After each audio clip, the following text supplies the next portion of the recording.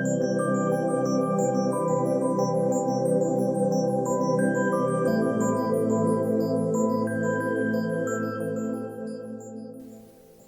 everybody, welcome to 2ZQ Hot Takes, where we discuss issues both big and small.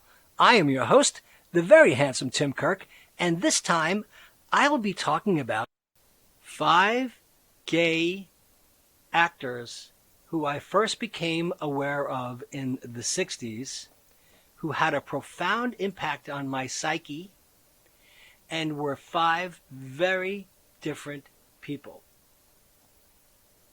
Charles Nelson Reilly, Victor Buono, Roger C. Carmel, Richard Deacon, and the legendary Paul Lynde. But first, when people say things like, "Last one in is a rotten egg," don't let them in. We know what rotten eggs smell like. Get the hell out of here. By the way, I stopped drinking and taking drugs because I did a lot of them a long time ago and have been told to be cautious about the long-term effects. It's just that I've been living with the long-term effects for a long term. The thing about all 5 of these guys is that they all had a tremendous number of intersections, whether it was The Tonight Show or a relationship with Kay Ballard, or their appearance on television programs that presented either science fiction or fantasy.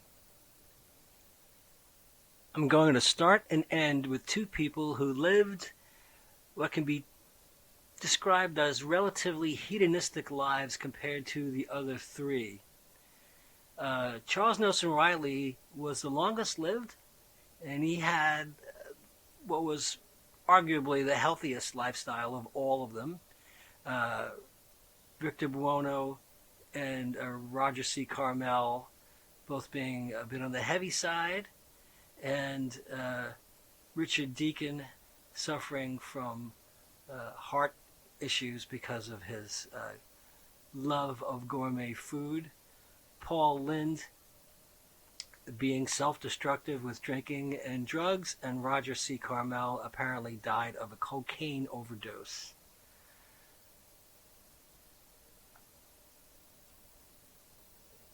So, I'll start with Paul Lynde. Paul Edward Lynde, from Wikipedia, born in June of 1926 and died in January 1982, was an American comedian, actor, and game show panelist. A character with a distinctively campy and snarky persona that often poked fun at his barely closeted homosexuality, Lynde was well known for his roles as Uncle Arthur on Bewitched, the befuddled Father Harry Mcafee in Bye Bye Birdie, and as a regular center square panelist on the game show The Hollywood Squares from 1968 till 1981. He also voiced animated characters for 5 Hanna-Barbera productions. Lynde regularly topped audience polls of the most liked TV stars and was routinely admired and recognized by his peers during his lifetime. Mel Brooks once described Lynde as being capable of getting laughs by reading a phone book, tornado alert, or a seed catalog. Lynde once said that while he would rather be recognized as a serious actor, "We live in a world that needs laughter, and I've decided if I can make people laugh, I'm making an important contribution." Paul Lynde was born in Mount Vernon, Ohio, the son of Sylvia Bell and Hoy Corydon Lynde, who owned and operated a meat market. 5th born among 6 siblings, Paul had older sisters Grace and Helen, 2 older brothers Richard Hoy and Corydon Cordy, George, and his younger brother John Johnny. His favorite brother Corydon died in 1944 at the age of 21 in the Battle of the Bulge in World War II. 5 years later, in 1949, his parents died within 3 months of each other. Lynde graduated from Mount Vernon High School in 1944, where he played the bass drum in its high school band. He then studied speech and drama at Northwestern University in Evanston, Illinois, where his classmates included Cloris Leachman, Charlotte Ray, Patricia Neal, Jeffrey Hunter, and Claude Akins. At Northwestern, he was active in the school's theatrical productions and joined the Upsilon chapter of the fraternity Phi Kappa Sigma. He is listed among its most famous members. He graduated in 1948 and moved to New York City, taking odd jobs while looking for his show business break. His first appearance as a stand-up comic was at the famed supper club No. 1 Fifth Avenue. Lynde made his Broadway debut in the hit revue New Faces of 1952, in which he co-starred with his fellow newcomers Eartha Kitt, Robert Clary, Alice Ghostley, and Carol Lawrence. In his monologue from that revue, the Trip of the Month Club, Lynde portrayed a man on crutches recounting his misadventures on the African safari trip he took with his late wife. The show was filmed and released as New Faces in 1954. After the revue's run, Lynde co-starred in the 1956 sitcom Stanley opposite Buddy Hackett and Carol Burnett, both of whom were starting their careers in show business. That year, he guest starred on NBC's sitcom The Martha Raye Show. Lynde returned to Broadway in 1960, where he was cast as Harry Mcafee, the father in Bye Bye Birdie. Charles Nelson Reilly also was in that cast as Dick Van Dyke's understudy, and he had a small on-stage role.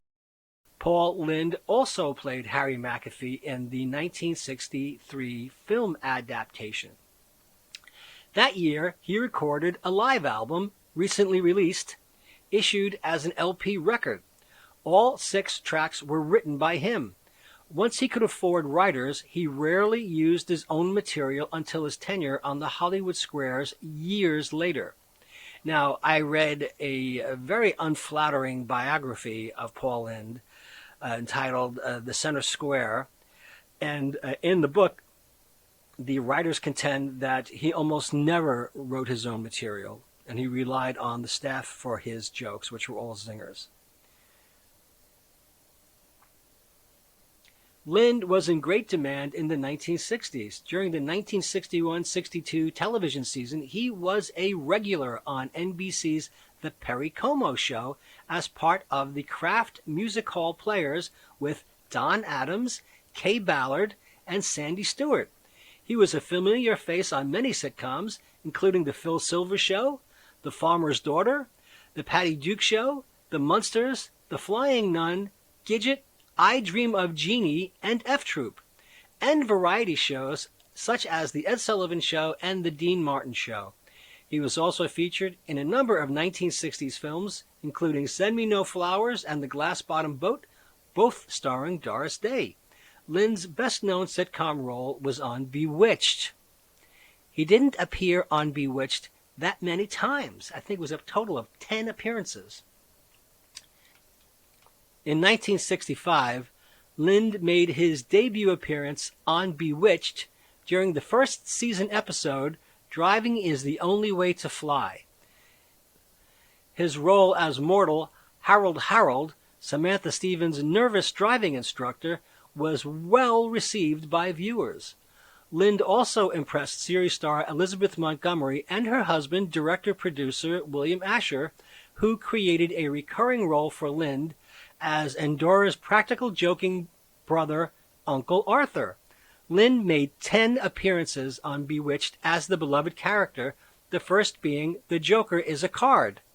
His final appearance on the sitcom was in The House That Uncle Arthur Built, in the series' 7th season.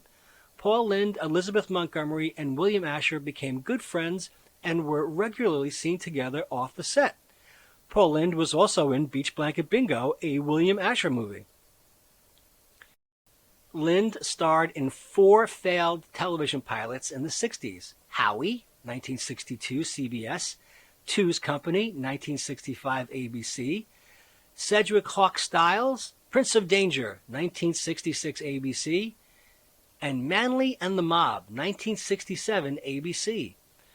Of the four shows, only the Victorian detective spoof Sedgwick Hawkstyle's Prince of Danger was initially picked up by ABC, only to be canceled at the last minute. William Asher commented in the A&E biography episode on Lynde that ABC had reservations about Lynde, most notably his increasingly erratic off-screen behavior and the persistent rumors of his homosexuality. From the Hollywood Squares. Question. You're the world's most popular fruit. What are you? Lynde. Humble.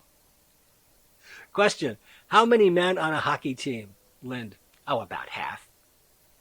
Question. Who's generally better looking, a fairy or a pixie? Lynde.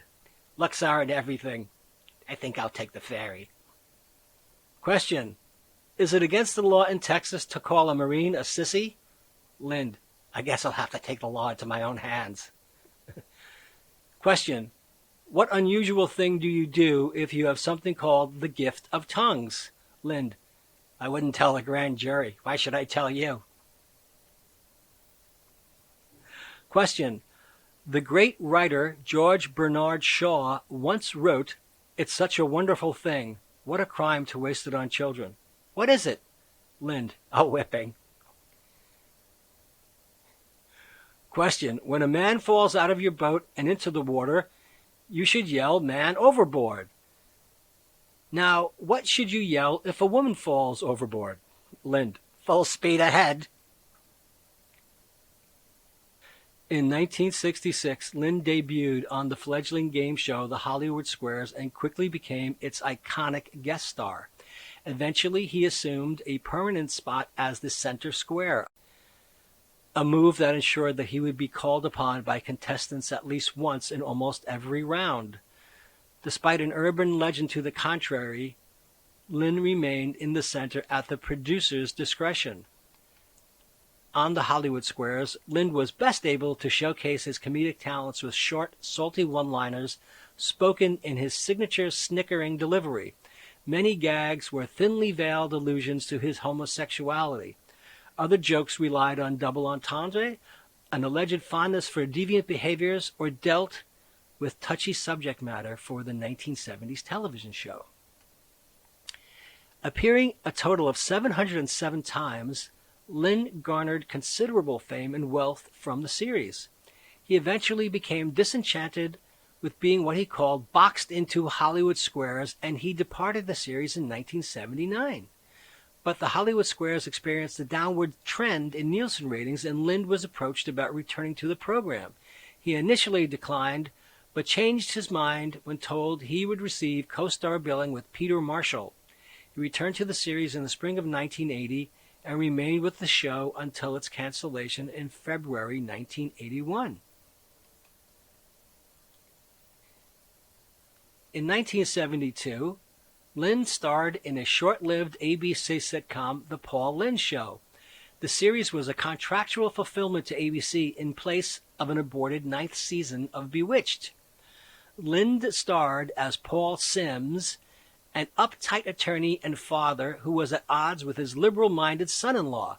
The family included wife Martha, Elizabeth Allen, daughters Sally, Pamela Ferdin, and Barbara, Jane Ackman. Barbara's husbands Howie, John Calvin, and Howie's parents, Jerry Stiller and Ann Mira. Other critics perceived the show as a derivative of All in the Family, television's then most popular primetime program, although many admitted the writing was top-notch and the sexual connotations gave it an extra bit of spice. Lynde was nominated for a Best Actor Golden Globe for the show. Scheduled opposite the first half of the top 30 hit The Carol Burnett Show on CBS and the top 20 hit Adam 12 on NBC, the series garnered low ratings and was canceled after a single season. Lynde was a fixture on the Kenley Players summer stock theater circuit, appearing in Don't Drink the Water, The Impossible Years, Mother is Engaged, My Daughter is Rated X, Plaza Suite, and Stop Thief Stop. In all, he appeared in 9 Kenley Players productions, more than any other headliner. In the summer of 1980, Paul toured the U.S. and Canada, headlining 3 one-act plays of California Suite, Plaza Suite, and Last of the Red Hot Lovers, entitled Neil Simon Suite, with cast members Beverly Sanders, friend and bodyguard Paul Baressi, and Christy Siverson. Now, he had television specials and television shows which were just surreal. His shows included the Paul Lynde Comedy Hour with Nancy Walker. You can hear my eyes rolling. Lynde's continuing popularity led to his being signed by ABC to host a series of specials from 1975 to 1979, including the Paul Lynde Comedy Hour with Jack Albertson, Nancy Walker, who, if you do not know or needed to be reminded, co-starred with Susan St. James and Rock Hudson, in Macmillan and Wife, and she was Rhoda's mother on Rhoda and Mary Tyler Moore, and Nancy Walker directed Can't Stop the Music. She was also the cab driver in On the Town. The Paul Lynde Halloween special, which is unlike anything else I have ever seen in my life, and if people talk about the Star Wars Christmas special, it ain't got nothing on the Paul Lynde Halloween special, October 29th, 1976, featuring the first prime time network appearance of Kiss, along with Margaret Hamilton, recreating her role as the Wicked Witch of the West from The Wizard of Oz. Hamilton and Billy Hayes, as H.R. Pufnstuf's Witchy Poo, teamed up in a skit where they ask Lynde to help them improve their witch's image. Other guests included Betty White, Donnie and Marie Osmond, Tim Conway, and Roz Kelly.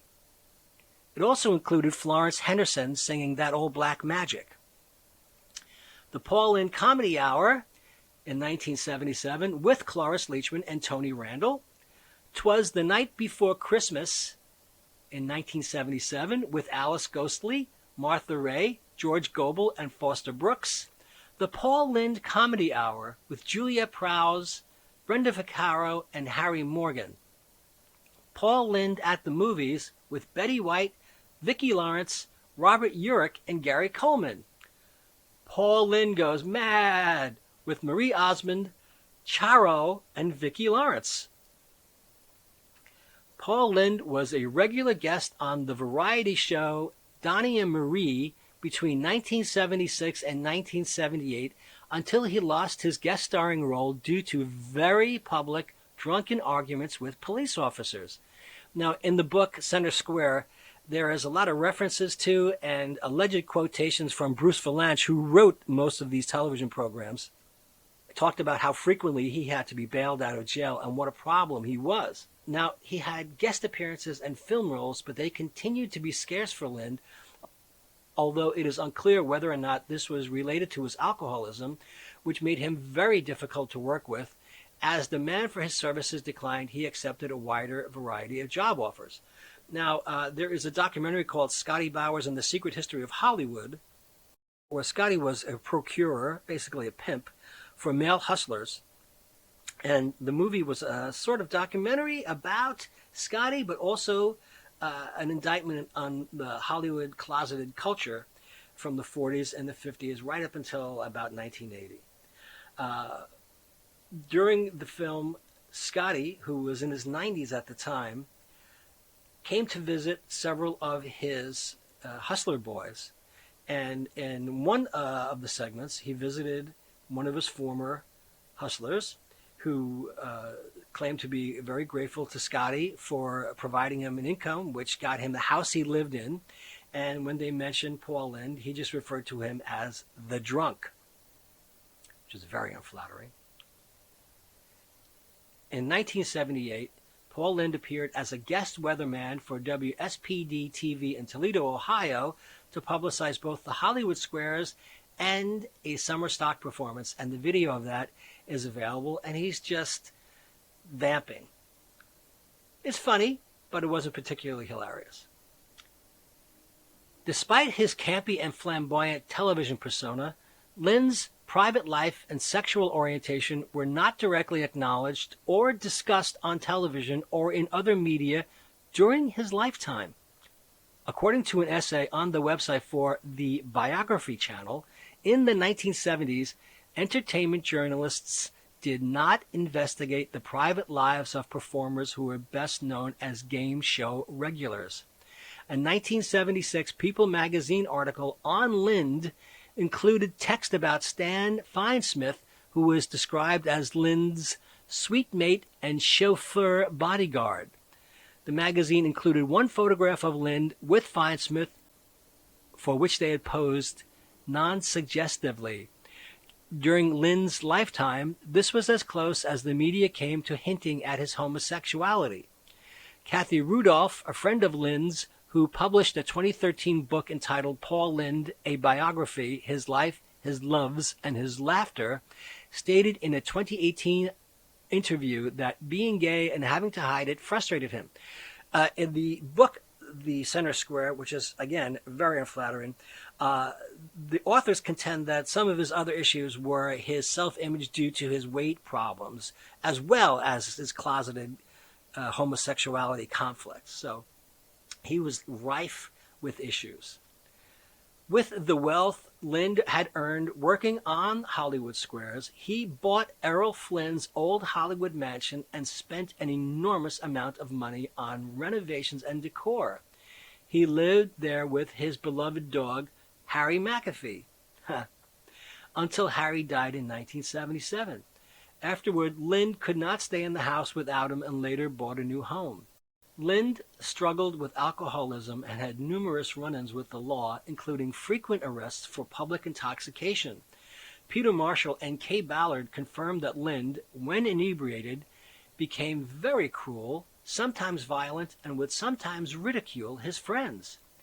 In July 1965, Lynde was involved in an accident in which a friend, another young actor, accidentally fell to his death from the window of their hotel room in San Francisco's Sir Francis Drake Hotel. Lynde was 24, and James Bing Davidson had been drinking for hours when Davidson, while horsing around, according to an Associated Press report, slipped and fell 8 stories.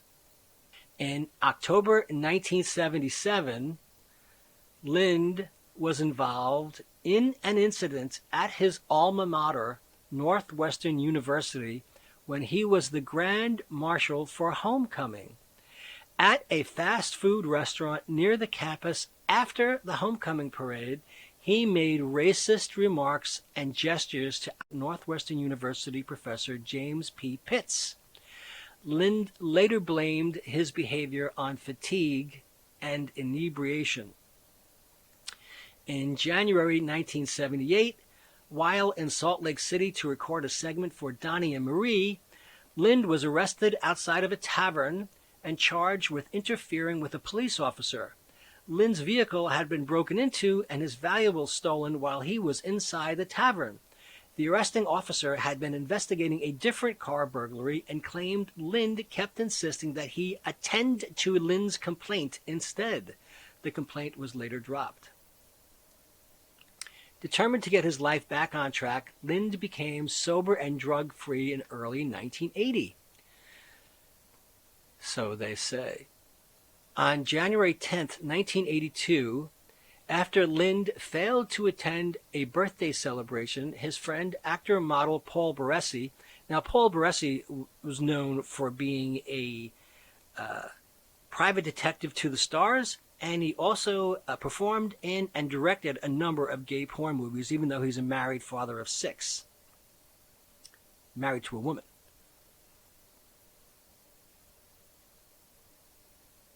When Paul Baressi and another friend, actor Dean Dittman, could not get an answer after calling Paul Lynde on the phone and knocking on his door, Baressi broke into the side entrance to Lynde's home in Beverly Hills, California, and found him dead in his bed in the early morning hours of January 11, 1982. Lynde was 55 years old. Now, Victor Buono. Now, I love Victor Buono for a bunch of different things. As a kid, King Tut. But as I got a little bit older, I saw Whatever Happened to Baby Jane. And he was just amazing. And he was such a young guy to be playing a role so creepy and great at it. Victor Charles Buono. Born February 3rd, 1938 in San Diego. His occupation is listed as actor, comic, recording artist. Now, the thing about Victor Buono is he was, like Charles Nelson Reilly, a frequent guest on The Tonight Show. Charles Nelson Reilly was a frequent guest on The Tonight Show, and Johnny loved him because Charles made himself available whenever people dropped out, because he was working nearby, most often on Match Game, and lived close to The Tonight Show studio. So he would show up at the drop of a hat, and if you've seen any of the reruns of The Tonight Show with Johnny Carson, when Charles Nelson Reilly is a guest, he is quite frequently wearing a tuxedo, and he comes out saying he had nothing else to wear because they called him at the last minute and the only thing he had was a tux. So he would show up on The Tonight Show in a tuxedo and fill in for someone who had dropped out. Charles was loved by Johnny Carson. Victor Buono was loved by Johnny Carson. Victor Buono was known for his poems and recitations, which were very entertaining and pleasing. Johnny Carson also had a number of gay friends, including Gore Vidal and the one and only Truman Capote. So Johnny was a friend to gay people, and he actually really appreciated everything that Charles did for him. Johnny also had Paul Lynde on The Tonight Show, but according to the book, The Center Square, he was not a good guest in the sense that he kept on fawning on Johnny and falling and stumbling over lines, and given the opportunity to elicit a few acid-tongue zingers that he was famous for, he didn't quite make it. But he was still appreciated, although he was not the stellar star that other people like Charles Nelson Reilly with his famous storytelling, or Victor Buono with his very appreciated and beloved poems and recitations was. So, back to Victor Buono. He was an American actor, comic, and briefly a recording artist. He was known for playing the villain King Tut in the television series Batman, and musician Edwin Flagg in Whatever Happened to Baby Jane, the latter of which earned him Academy Award and Golden Globe Award nominations. He was a busy actor from his late teens until his death at the age of 43. With his large size and sonorous voice, he made a career of playing men much older than he was.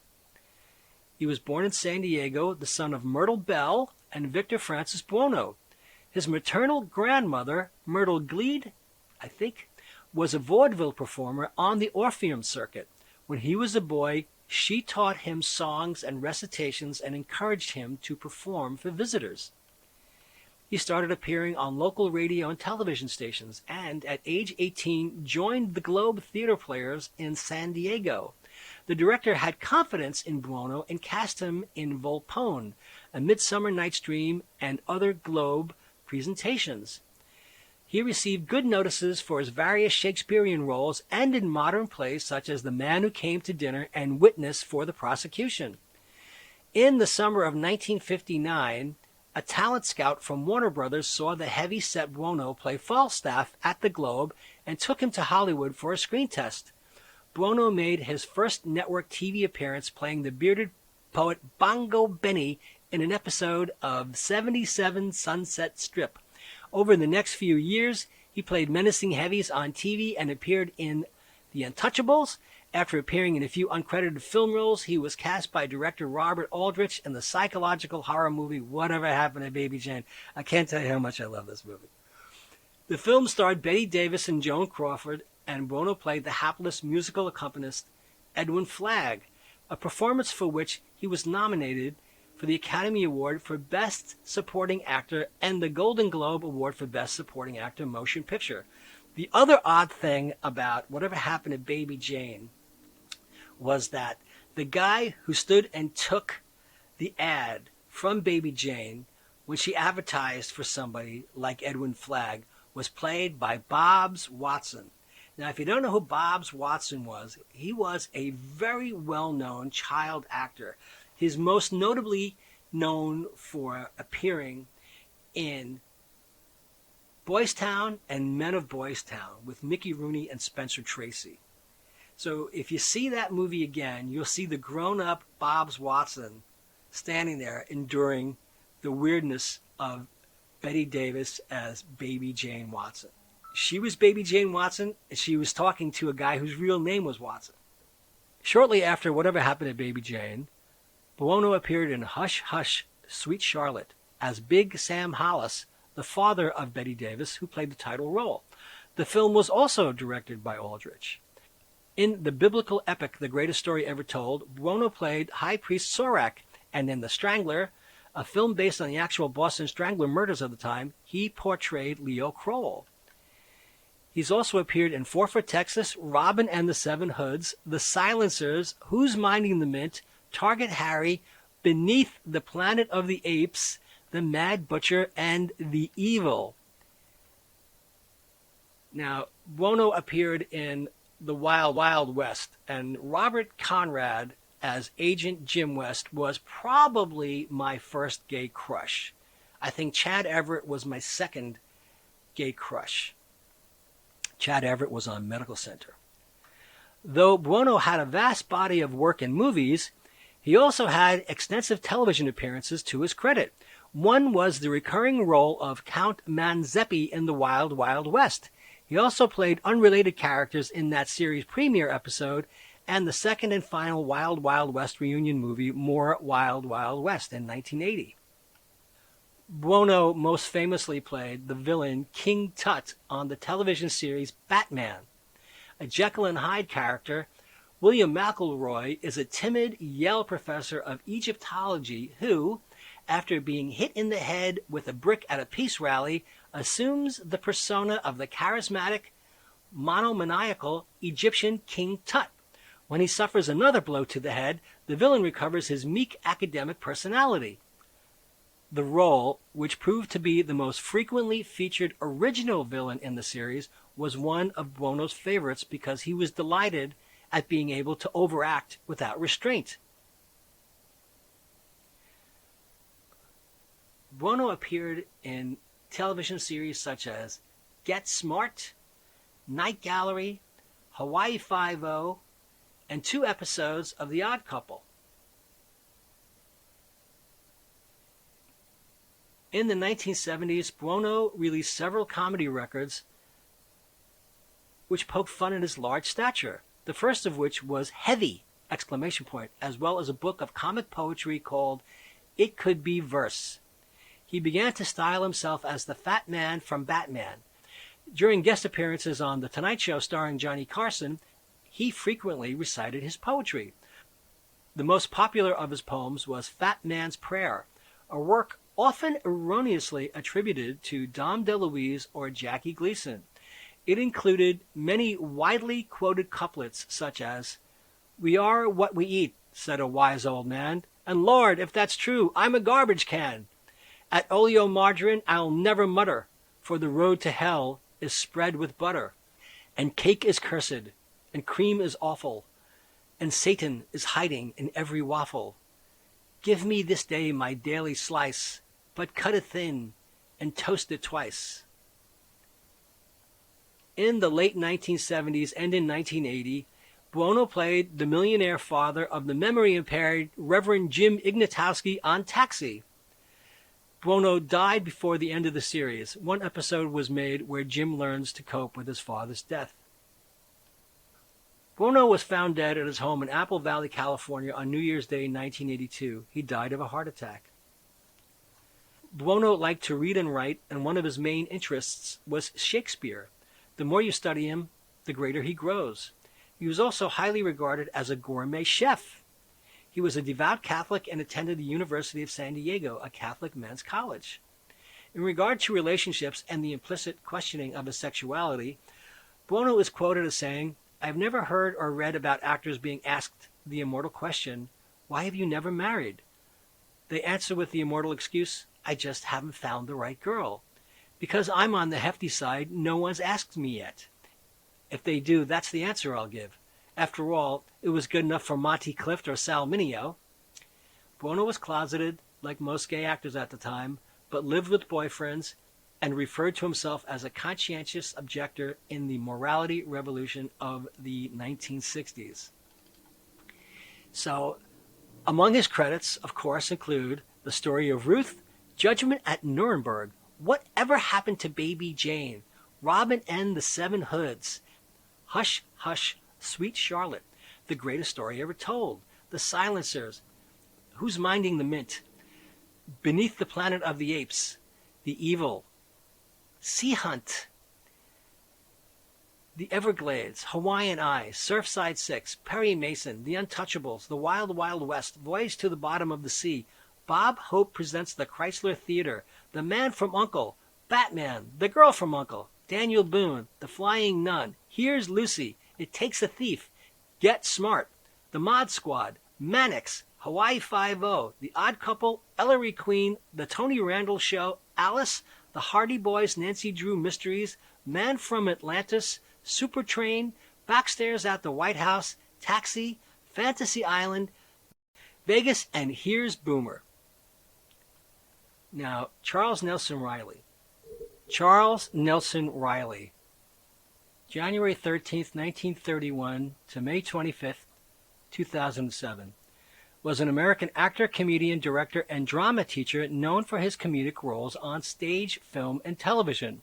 Reilly performed in the original Broadway casts of Bye Bye Birdie, Hello Dolly, and How to Succeed in Business Without Really Trying, for which he won the Tony Award for Best Featured Actor in a Musical.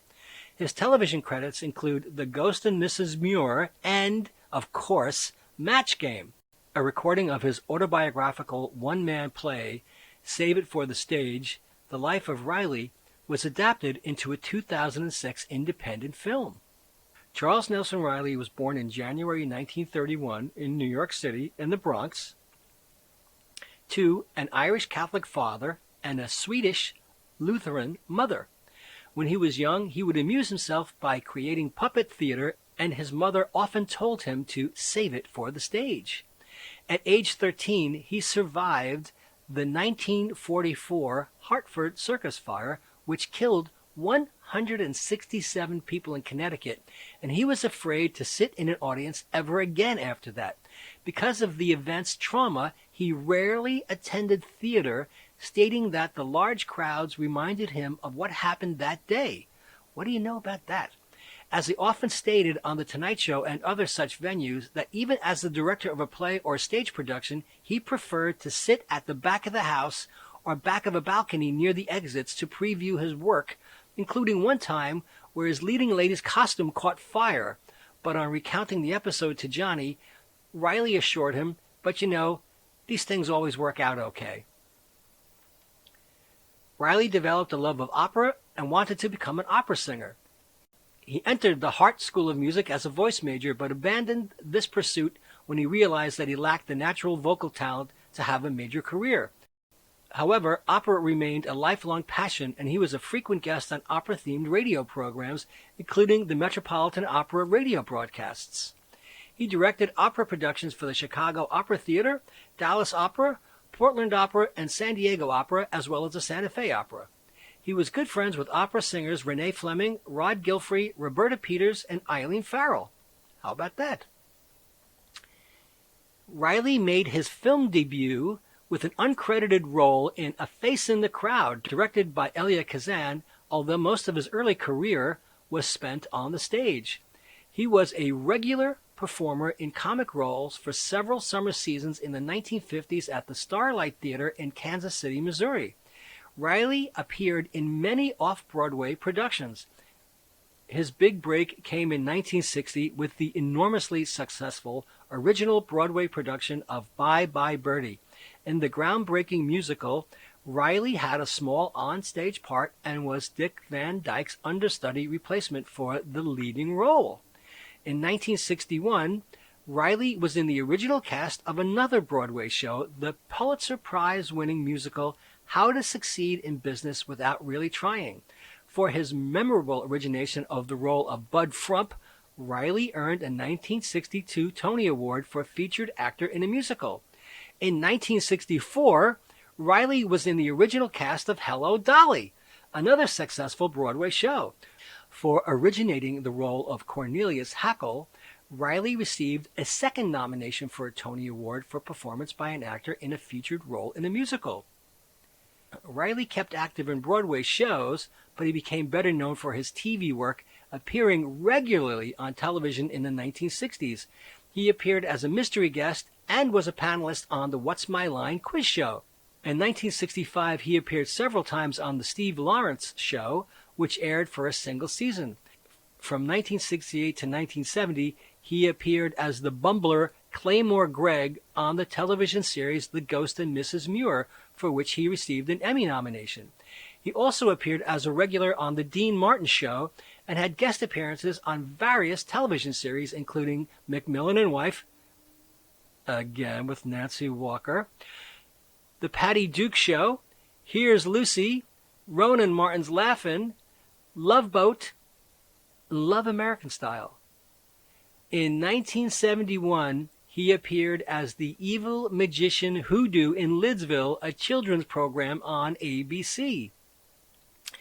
Reilly was a frequent guest on The Tonight Show starring Johnny Carson, appearing more than 100 times.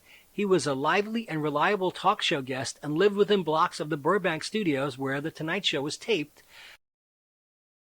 so he was often asked to be a last-minute replacement for scheduled guests who did not make it to the studio in time.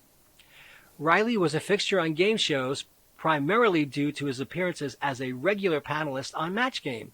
He was one of the longest-running guests and often engaged in playful banter with fellow regular Brett Somers. He typically offered sardonic commentary and peppered his answers with homosexuality-themed double entendre, which pushed the boundaries of 1970s television standards. From 1976, Reilly primarily taught acting and directed television and theater, including Julie Harris, with whom he had acted in Skyscraper in 1965, who was portraying Emily Dickinson in her one-woman Broadway play The Belle of Amherst by William Luce. In 1979, he directed Ira Levin's play Break a Leg on Broadway. Despite the previous year's success of Levin's Death Trap, Break a Leg closed after one performance. Within days, Reilly appeared on The Tonight Show, joking and speaking at length about the show's failure, saying, "So, a play can open and last 6 years, 8 years, or 2 hours and 5 minutes." Magazine and newspaper profiles of Reilly throughout the 1970s and 80s did not mention his personal life or sexuality. Years after the cancellation of Match Game, he revealed his homosexuality in his theatrical one-man show Save It for the Stage, The Life of Reilly. Much like fellow actor and game show regular Paul Lynde of the same era, despite Reilly's off-camera silence, he gave signals on camera of a campy persona. In many episodes of Match Game, he lampooned himself by briefly affecting "yo" in a deep voice with the nickname Chuck, and self-consciously describing how butch he was. Many years after his game show career ended, he mentioned in a 2002 interview with Entertainment Tonight that he felt no need to explain his jokes about Chuck and that he never purposely hid being gay from anyone. Patrick Hughes, a set decorator and dresser, was Reilly's domestic partner. The two met backstage while Reilly appeared on the game show Battlestars, although their partnership was not revealed publicly. They lived together in Beverly Hills. Despite sporting what appeared to be a full head of hair for most of his primetime television career, Reilly was in fact bald, wearing a toupee throughout most of his appearances in the 1970s and 1980s. During the taping of Match Game 74, his toupee became a joke when he had to go to New York City to have his toupee adjusted. During the taping of several episodes, Reilly was seen wearing different hats because his toupee was back in New York waiting for him to be fitted. This was the start of the long-running jokes on Match Game about his hair. He abandoned the toupee in the late 1990s and appeared bald in all of his subsequent public events. He dramatized the experience in his stage show, The Life of Reilly. In one episode of Match Game 78, he took off his toupee and gave it to a bald contestant by putting it on his head. Reilly spent his later life primarily touring the U.S., directing theater and opera, and offering audiences a glimpse into his background and personal life with a critically acclaimed one-man play chronicling his life titled Save It for the Stage, The Life of Reilly. Reilly died from complications from pneumonia at the UCLA Medical Center on May 25, 2007, and his body was cremated. That weekend, the Game Show Network dedicated its programming to Reilly, airing some of his funniest episodes of Match Game. His career included the films The Tiger Makes Out, Cannonball Run 2, The Wind in the Willows, Body Slam, All Dogs Go to Heaven, Rock-a-Doodle, A Troll in Central Park, Babes in Toyland, An All Dogs Christmas Carol, The 1st of May, Gaydar, Tom and Jerry, Shiver Me Whiskers, The Life of Reilly.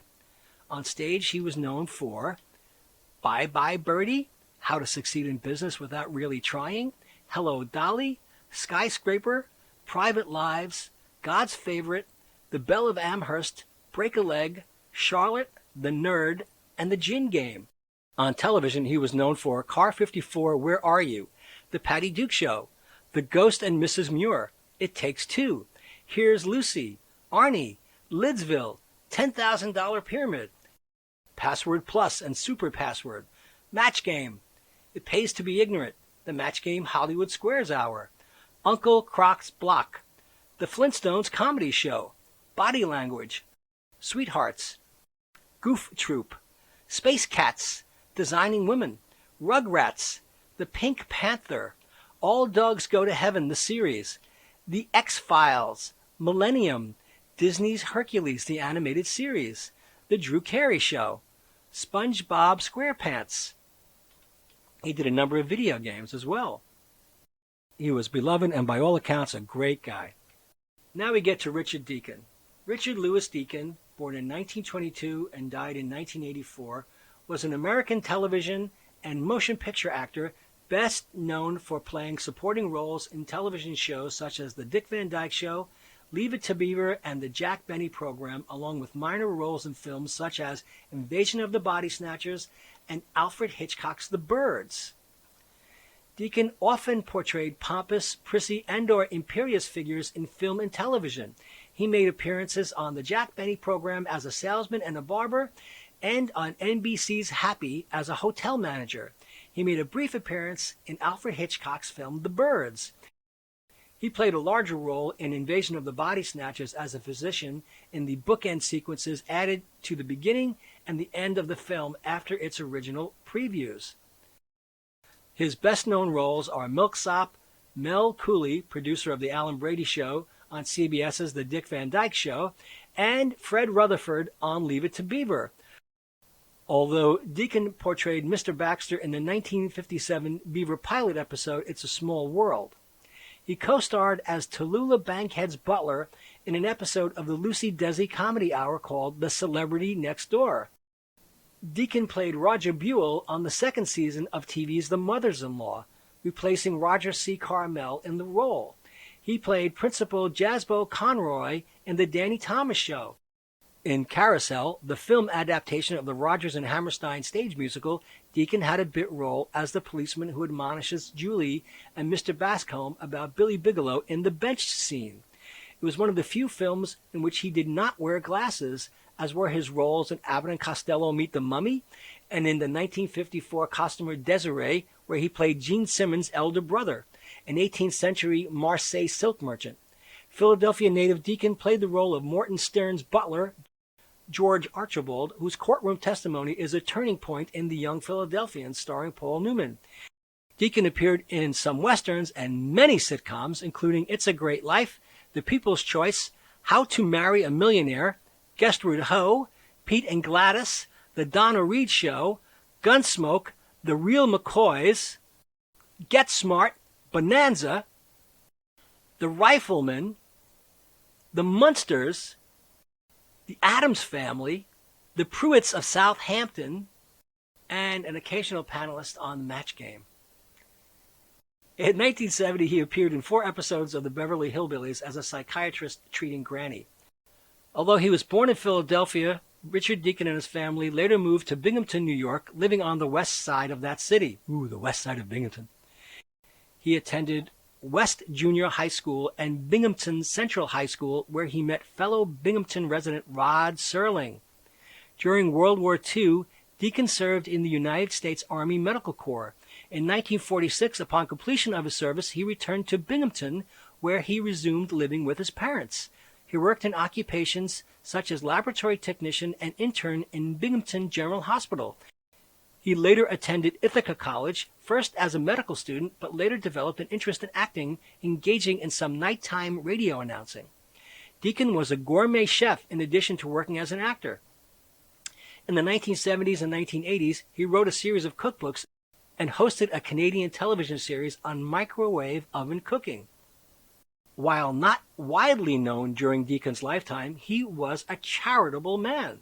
At his memorial service, a number of people previously unknown to Deacon's friends and colleagues spoke of how Deacon had provided for needy people and charitable organizations during his life. Deacon never married. According to academic writers David L. Smith and Sean Griffin, Deacon was gay and was among a number of actors and actresses who were closeted homosexuals working in Hollywood and often employed in Disney films. Deacon died of cardiovascular disease on August 8, 1984, at age 62. His remains were cremated. So many of these guys get cremated. His selected filmography. This is kind of amazing because I never thought that he'd be in so many science fiction movies, but he was in Invaders from Mars, Them, Blackboard Jungle, This Island Earth, Abbott and Costello Meet the Mummy, My Sister Eileen, which I recently saw for the first time, and it was really cute. Good Morning, Miss Dove, Invasion of the Body Snatchers. He was in Carousel, The Solid Gold Cadillac, and of course, Leave It to Beaver, The Spirit of St. Louis, The Young Philadelphians. He was in A Summer Place, North to Alaska, The Rifleman, Lover Come Back, of course, in The Dick Van Dyke Show, That Touch of Mink, another Doris Day movie, Mr. Ed, Who's Minding the Store, The Munsters, The Disorderly Orderly, That Darn Cat, Enter Laughing, The Gnome Mobile, The Mothers-in-Law, Blackbeard's Ghost, Here's Lucy, Rabbit Test, Piranha, The Happy Hooker Goes to Washington, and Murder Can Hurt You, also with Victor Buono. Now, from TVParty.com, the death of Roger C. Carmel. This was written by Bob Tully with added commentary by Joel Eisner. Roger C. Carmel was a utilitarian television actor, first appearing on Broadway and then as a supporting guest player on a wide range of TV dramas, Naked City, Route 66, as well as sitcoms, Patty Duke Show, Dick Van Dyke Show, beginning in 1960. After dozens of guest appearances, Carmel was cast as a regular in 1967 on The Mothers-in-Law, Desi Arnaz's first post-Lucy production effort. The Mothers-in-Law starred Kay Ballard. What about that? As Kay Buell and Eve Arden, as Eve Hubbard, two longtime next-door neighbors who become reluctant in-laws when their kids marry. Roger Carmel co-starred as Kay's husband Roger, and Herbert Rudley played Eve's husband Herb. NBC had high hopes for The Mothers-in-Law, but ratings weren't spectacular. The network only renewed the sitcom for a second year when ABC announced they were interested in picking it up. NBC ordered 22 new episodes with one caveat. They weren't willing to pay any increases in budget or salaries. This was customary as a show entered each new year. Even though everyone's contract specifically called for raises for the second season, the producers, crew, and all the actors agreed to forego salary increases in order to keep the show on the air. All but Roger Carmel, who announced he would quit unless he received a second season raise.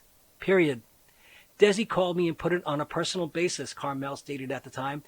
I didn't feel it should be done that way. It was very unfair of him. Then Desi and the Morris Agency threatened I would be replaced. Kay Ballard and Eve Arden also called me and asked me to go along, but I wouldn't.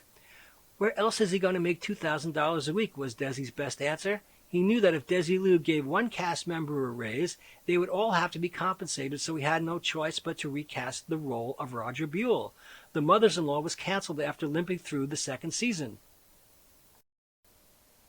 Today, Roger C. Carmel is probably best known, and I think so, for guest starring roles he did on another Desilu series at the same time.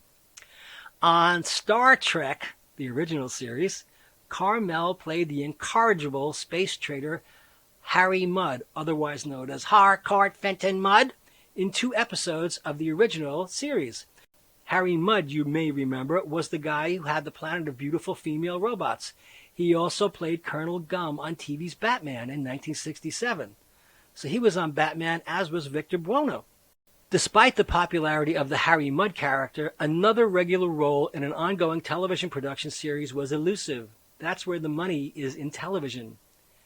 Carmel remained a popular sitcom guest star with character parts, mostly ethnic, all throughout the 70s on shows like Owen Marshall, All in the Family, Laverne and Shirley, Chico and the Man, and Three's Company. He also appeared in unsuccessful B-movies like Thunder and Lightning in 1977 and Hardly Working in 1981. In 1981, Roger C. Carmel caught a break. Cast as a regular on the network program Fits and Bones on NBC, an hour-long drama, the show starred the Smothers Brothers as investigative reporters. It did? The series bombed, lasting only 1 month, the lowest-rated series for the entire season. Roles became harder to get after 1981 as Carmel began doing cartoon voices for kid favorites like the Transformers. He was Bruticus, Motormaster, and one of the Quintessons, if you must know. It was in commercials that Roger C. Carmel made his way back. The commercials were very successful, and the campaigns that he were involved in seemed destined to run for a long time. But Carmel's excesses caught up to him. It was widely reported that the actor at age 54 committed suicide on November 11, 1986, from an overdose of aspirin. I was told, in fact, that Roger C. Carmel died of a crack cocaine overdose while romping with a young male prostitute to celebrate his new good fortune. It was related to me by one of the prostitutes that frequented Carmel's home in 1986. An aspirin overdose story was released to protect the client's image as much as possible. Joel Eisner tells us, Roger C. Carmel signed a long-term contract to provide the voice of Smokey the Bear in PSAs for the Forestry Service, a job he kept until the day he died. He also dubbed the voice of Gert Frobe as Baron Bombburst in the film Chitty Chitty Bang Bang. If you listen to Gert Frobe in Goldfinger, where he used his real voice and his voice in Chitty, you can tell it was overdubbed. And it sounds just like Roger when he did the part of Boris Severoff, one of Colonel Gum's aliases on Batman. I learned of Roger's death while I was attending a sci-fi convention in Atlanta. I was still running the Irwin Allen Lost in Space fan club, and Jonathan Harris, who I was shocked to find out was married and had fathered a child, was one of the guests. During the convention, the news of Roger's death spread throughout the convention, but Jonathan, whom I had known for years, told me in private that he had spoken with Henry Gibson, who was a mutual friend of both Roger and Jonathan, who told him that Roger was having chest pains and called down to his doorman to call him a cab to go to the hospital. Minutes later, the cab arrived, but no Roger. The doorman waved the cab away and never thought to check on Roger. They found him later dead on his apartment floor. It was also implied that he had been using cocaine. That's from Joel Eisner, author of the official Batman Batbook, Lost in Space Forever, and the upcoming The Price of Fear, the film career of Vincent Price. Well, there you go. All 5 of these guys had an enormous impact on my perception of reality and life and characterizations of people, and they entertained me wildly. I love them all for a bunch of different reasons, and I think they should be immortalized as gay icons, regardless of how they lived and died. Thanks for listening. See you next time, and as the kiddies say, peace out.